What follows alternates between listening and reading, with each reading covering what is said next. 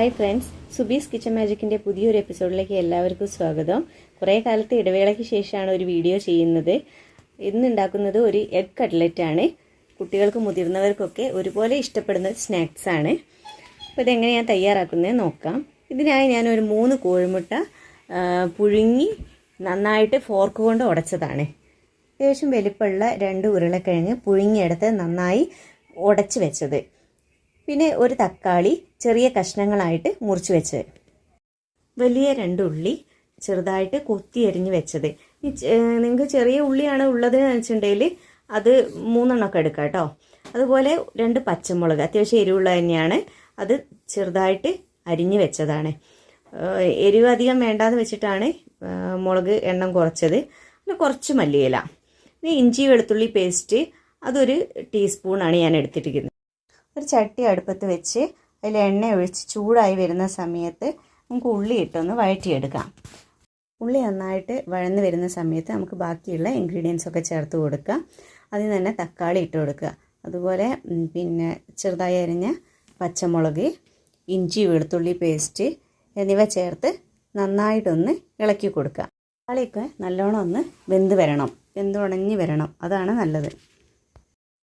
തക്കാളി എല്ലാം വെന്ത് വരുന്ന സമയത്ത് ഇതിലേക്കുള്ള പൊടികളൊക്കെ ചേർത്ത് കൊടുക്കുക. 1/4 ടീസ്പൂൺ മഞ്ഞൾപ്പൊടി, 1 ടീസ്പൂൺ മുളക് പൊടി, അതുപോലെ 1 ടീസ്പൂൺ ചിക്കൻ മസാലയാണ് ചേർത്ത് കൊടുത്തത്. ചേർത്തതിന് ശേഷം നന്നായിട്ടൊന്ന് വഴറ്റിയെടുക്കുക. ഇതിൻ്റെ പച്ചമണമൊക്കെ ഒന്ന് മാറി വരുന്നവരെ നമ്മളൊന്ന് വഴറ്റിയെടുക്കണം. ഇതിലേക്ക് ആവശ്യമുള്ള ഉപ്പ് കൂടി ചേർത്തിട്ട് നന്നായിട്ടൊന്ന് വഴറ്റിയെടുക്കുക. ഇനി അതുപോലെ വേവിച്ച് വെച്ച ഉരുളക്കിഴങ്ങ് ചേർത്ത് കൊടുക്കുക.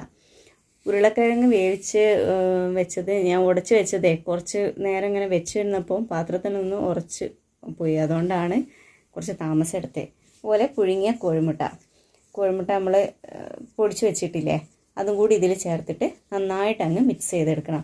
ഇതിലുള്ള മസാലകളൊക്കെ ഒന്ന് ഇതിലെല്ലാം കൂടി മിക്സായി വരണ വരെ തന്നെ നന്നായിട്ട് ഇളക്കി കൊടുക്കുക. അപ്പോൾ എല്ലാം നന്നായിട്ട് മിക്സായി വന്നിട്ടുണ്ട്. അതിലേക്ക് ആവശ്യത്തിനുള്ള മല്ലിയിലയും കൂടി ചേർത്ത് കൊടുക്കുക. ഇനി നമുക്കിതൊരു പാത്രത്തിലേക്ക് മാറ്റി വെക്കുക. ഇതൊന്ന് ചൂടാറി വന്നിട്ട് വേണം നമുക്ക് കട്ട്ലറ്റിൻ്റെ ഷേപ്പിലാക്കി എടുക്കാൻ. അപ്പം മസാലക്കൂട്ടൊക്കെ ചൂടാറി വന്നതിന് ശേഷം ഞാൻ കട്ട്ലറ്റിൻ്റെ ഷേപ്പിലാക്കി വെച്ചിട്ടുണ്ട്. നമ്മൾ സാധാരണ കട്ട്ലറ്റ് ഉണ്ടാക്കുന്ന പോലെ തന്നെ ഒരു കോഴിമുട്ട നന്നായിട്ട് ബീറ്റ് ചെയ്ത് വെച്ചതുണ്ട്. അതുപോലെ ഒരു 4 ബ്രെഡ് ചെറിയ മിക്സിയിലിട്ടിട്ട് പൊടിച്ചെടുത്തതാണ്. അപ്പം ആദ്യം തന്നെ കോഴിമുട്ടയിൽ ഡിപ്പ് ചെയ്ത് പിന്നെ ബ്രെഡ് ക്രംസിൽ പൊതിഞ്ഞിട്ട് മാറ്റി വെക്കുക. നമുക്ക് ഉണ്ടാക്കുന്ന അത്രയ്ക്കും ഈ കട്ട്ലറ്റ് ഇതെല്ലാം അങ്ങനെ മാറ്റി വെക്കുക. ഒരു പാൻ അടുപ്പത്ത് വെച്ച് ചൂടായ ശേഷം അതിൽ വെളിച്ചെണ്ണ ഒഴിച്ച് കൊടുത്തതാണ്. വെളിച്ചെണ്ണ നല്ലവണ്ണം തിളച്ച് വരുന്ന സമയത്ത് കട്ട്ലറ്റുകൾ ഓരോന്നായിട്ട് അതിലിട്ട് കൊടുക്കുക. ഓരോ ഭാഗവും നന്നായിട്ട് മുരിഞ്ഞ് വരുന്ന സമയത്ത് മറിച്ചിട്ട് കൊടുക്കുക.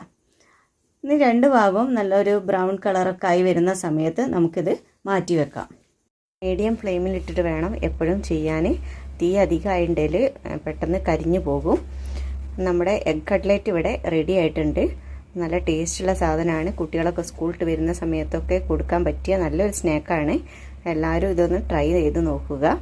സുബീസ് കിച്ചൺ മാജിക്ക് സബ്സ്ക്രൈബ് ചെയ്യാത്തവരാരെങ്കിലും ഉണ്ടെങ്കിൽ ഒന്ന് സബ്സ്ക്രൈബ് ചെയ്യുക. തൊട്ടടുത്തുള്ള ബെല്ലൈക്കണും കൂടി ഒന്ന് എനേബിൾ ചെയ്യുകയാണെങ്കിൽ ഞാനിടുന്ന എല്ലാ വീഡിയോകളും നിങ്ങൾക്ക് നോട്ടിഫിക്കേഷനായി ലഭിക്കുന്നതാണ്.